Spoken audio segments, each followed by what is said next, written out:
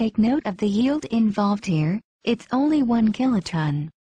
These suitcase nukes are nowhere near as scary as they've been made out to be. Obviously, if you're within ground zero and the surrounding radius, then you'll be in trouble. This yield nuclear device has been regularly used. What is more alarming than the nuclear device itself is the reaction in the West whenever a nuclear device is detonated in this part of the world. You can expect the economy to totally shut down within minutes of this event. How handy would this be, to veil the real reasons behind the economic collapse of the United States? You would quickly witness the 6900 series type protocols put in place. Now if Ben Bernanke is speaking of bringing back quantitative easing again, I doubt they'll do an event like this just yet. Why? Simply because they obviously want to prolong the slow-kill collapse of the economy till the time is just right. The time delay is either to bring all parameters together, or may even be more for a perfectly timed ritual to something in the celestial heavens and other occultic ties. Regardless, I believe this would be one of the ultimate and quickest ways to achieve major fear and the bringing about of the post-democratic society, whilst bringing the instant use of the ADEX list and similar around the world to round up dissidents. Again, this event will be a great cover-up for economic collapse, just as a pandemic would be. This diversion would free the bankers from blame, as they trump up their illusionary recovery, whilst in truth we're in a mighty depression on the brink of civilization collapse. A giant holy war will. As the final crusades of Juan Carlos and company come to their most destructive time, leading into yet another 90 years of prolonged war.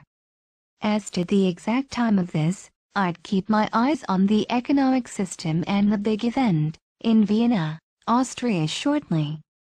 Similar to the 1815 Congress of Vienna, and made up of the black nobility families. Keep your eyes on what Ben Bernanke says about future economic plans and moves. Keep your eyes on every move of Juan Carlos, who recently had an open and secret meeting with Obama. I'll give you a possible scenario of what may happen shortly. First of all, we have the Congress of Vienna, where the big event is agreed upon. We then have, in November, nuclear drills in Spain and Portugal, which could go live. These drills could just be to get some preparedness ready for a detonation between December 2010 and July 2011. That time frame matches with when we expect large-scale events with the economy, such as devaluations, unless quantitative easing is brought on shortly, which will merely delay the devaluation and collapse event. So they then detonate a nuclear device in Spain, which has a dire economy, just as with Portugal. Both these nations could destroy Europe with their bankrupt economies. You've seen how these are part of the pigs, being Portugal, Ireland, Greece and Spain. Why I choose Spain is because it's the homeland of King Juan Carlos. His true homeland is, of course, Rome, where he was born into his emperor power.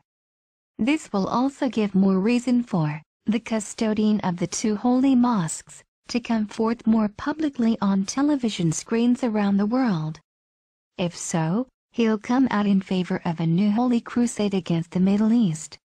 What he won't tell you is how he already controls this entire region via Turkey, Egypt and Lebanon, the latter housing the powerful Peter Kulvenbach S.J. of the Society of Jesus. Nothing happens in the Middle East without Juan Carlos's say-so and knowing. Notice his close relationship to King Abdullah of Saudi Arabia and how Carlos brought him into the Order of the Golden Fleece in 2007.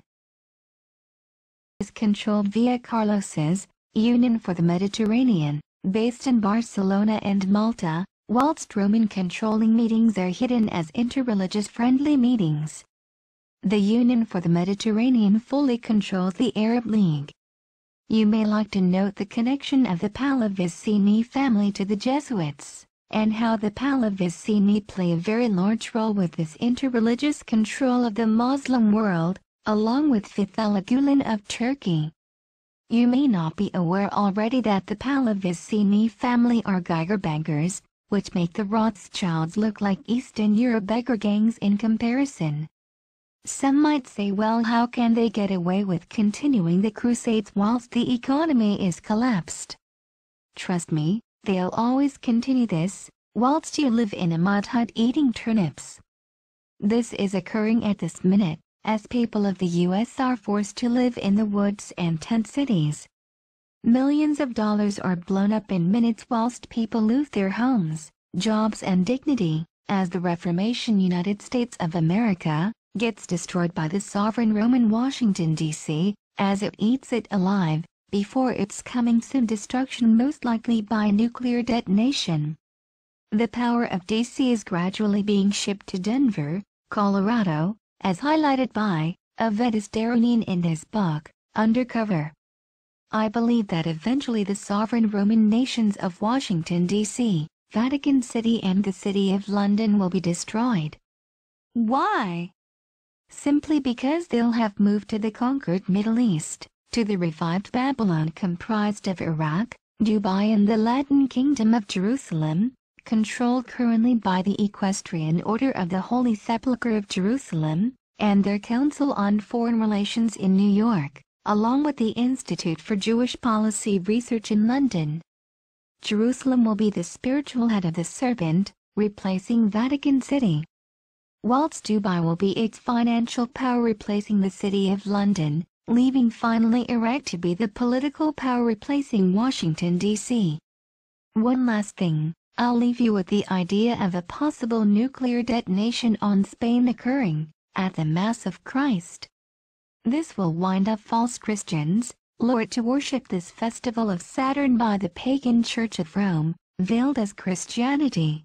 Originally, the original report that I got was that they had arranged for 3 attacks on the United States. 1, they were going to take down an airliner. 2, they were going to attack a federal facility in the heartland of the United States. The third one was going to be a massive attack in Lower Manhattan. The original plan was a suitcase tactical nuclear weapon.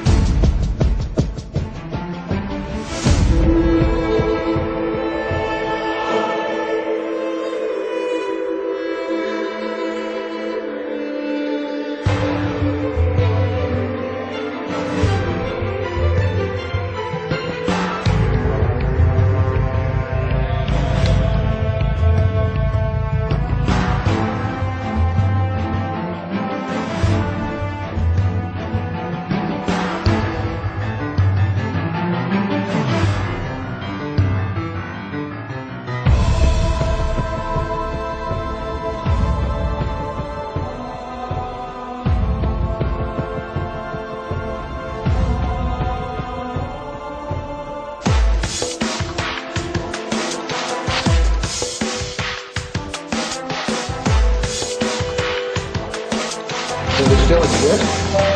The thing is so secret, I'm not even sure it still exists. Record that as the most unusual question I've ever been asked in my entire life.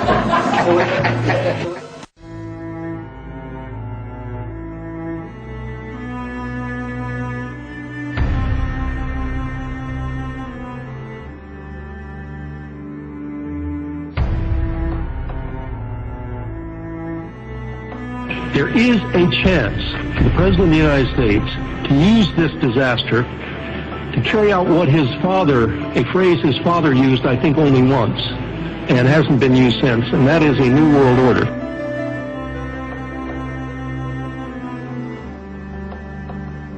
Have before us the opportunity to forge for ourselves and for future generations a new world order, a world where the rule of law, not the law of the jungle, governs the conduct of nations.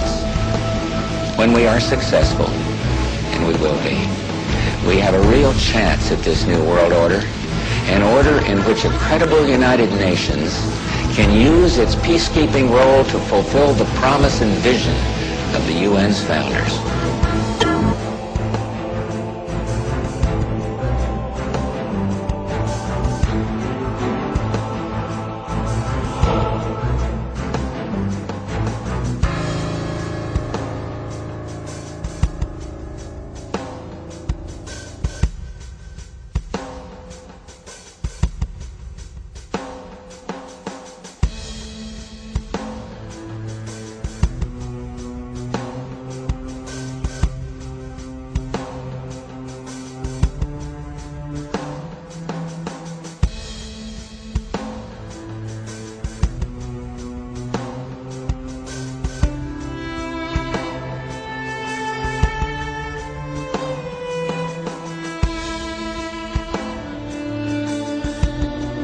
And a final question. Yes, sir. You said famously, when you looked into Vladimir Putin's eyes, you saw his soul. Yeah. When you look into Benedict XVI's eyes, what do you see? God.